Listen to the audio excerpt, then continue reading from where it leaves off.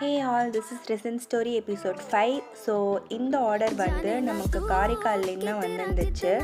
So இந்த customer வந்து அவங்களோட ஃப்ரெண்டோட நிக்காக்கு ப்ரெசென்ட் பண்ணணும்னு சொல்லிட்டு நம்மக்கிட்ட கேட்டிருந்தாங்க. அவங்களோட சாய்ஸ்லேயே வந்து கலர்லாம் சூஸ் பண்ண சொல்லியாச்சு.